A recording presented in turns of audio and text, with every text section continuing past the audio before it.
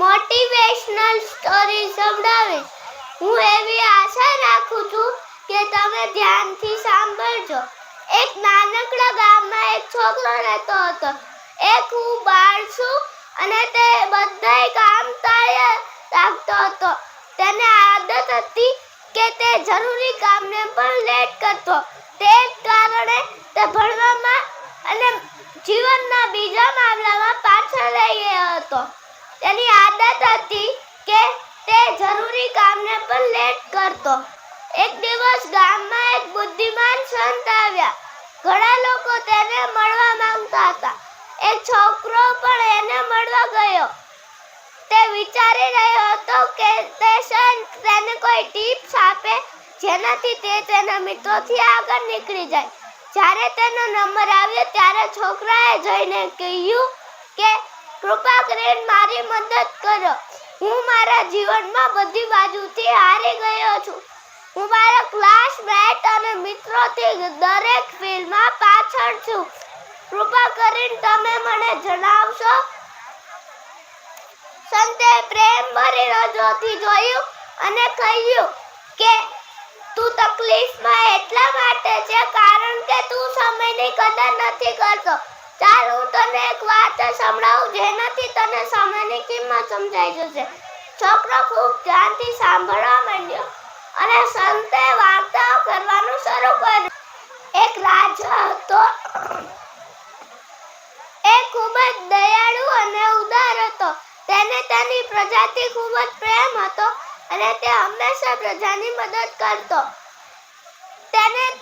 એક દિવસ તેને તેના જૂના મિત્રની મુલાકાત લીધી જે તે રાજાની સાથે ગુરુકુળમાં અભ્યાસ કરતો હતો. તે મિત્ર ખૂબ જ ગરીબ હતો. તેની પાસે ના તો નોકરી હતી, ના તો પૈસા, ના તો ઇજ્જત હતી. તે તેની સમયને ખોટતો રહેતો અને પોતાની તકલીફો માટે બીજાને દોષ આપ્યા કરતો. રાજાએ પોતાને દોષને તેની તકલીફો માટે પૂછ્યું તો દોસ્તે ઉદાસ ચહેરા સાથે કહ્યું, હે રાજા, મને સમજાતું નથી કે લોકો એવું કેમ કહે છે કે હું મારા જીવનમાં કાંઈ નહીં કરી શકું.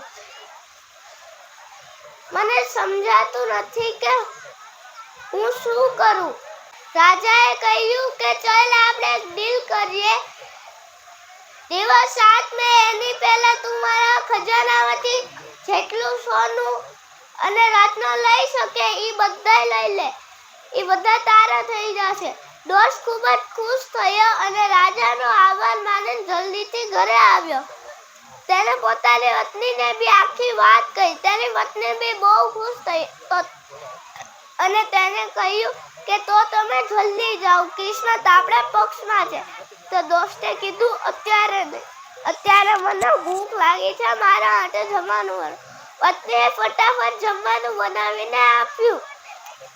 દોસ્ત ખૂબ જ આરામથી જમવા લાગ્યો. જમવા પછી તેને ઊંઘ આવવા લાગી તો તેને કહ્યું કે હું થોડી વાર આરામ કરું, ખજાનો લેવા માટે પછી જાય. તે જેમ તેના બિસ્તર ઉપર આડો પડ્યો તેવામાં તેને ઊંઘ આવી ગઈ. તે ઊંઘીને જાગ્યો ત્યારે બપોર પડી ગઈ હતી.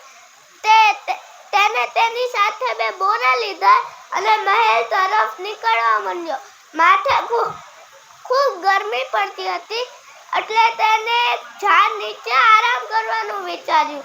તે જેવો આડો પડ્યો તેવામાં તેને ઊંઘ આવી ગઈ. તો ઊંઘીને જાગ્યો ત્યારે સાંજ પડી ગઈ હતી. તે ફટાફટ મહેલની તરફ દોડ્યો પણ ત્યાં સુધીમાં દિવસ આથમી ગયો અને તેને ખાલી હાથે પાછા આવવું પડ્યું. આળસુ આદમીએ એ મોકો પણ ખોઈ નાખ્યો કારણ કે તેને તેના સમયની કદર ના કરી. સંતે પોતાની વાર્તા ખતમ કરી અને તે છોકરા સામે જોયું. છોકરો ચૂપચાપ નીચે જોઈને ઊભો હતો.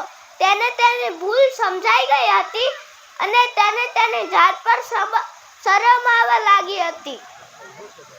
છોકરાએ સંતનો આભાર માન્યો અને પોતાની જાતને બદલવાની સોગંદ ખાધી. છોકરો ફટાફટથી ઘરે આવ્યો અને પોતાના લક્ષ્ય માટે મહેનત કરવા લાગ્યો. તો મિત્રો, આ વાર્તા પરથી આપણે એ શીખ્યા, આપણે બધાએ સમયની કદર કરવી જોઈએ. જય શ્રી કૃષ્ણ.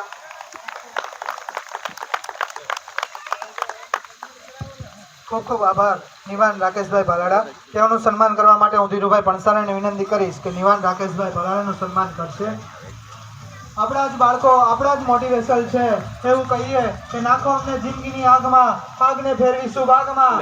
નાખો અમને જિંદગીની આગમાં, આગને ફેરવીશું બાગમાં. સર કરીશું સર મોરચો, સર કરીશું સર મોરચો, મોતને પણ આવવા દો લાગમાં. આપણા જ બાળકો આપણા મોટિવેશનલ છે. જોરદાર તાલીઓના ગણગણાટથી વધાવીએ.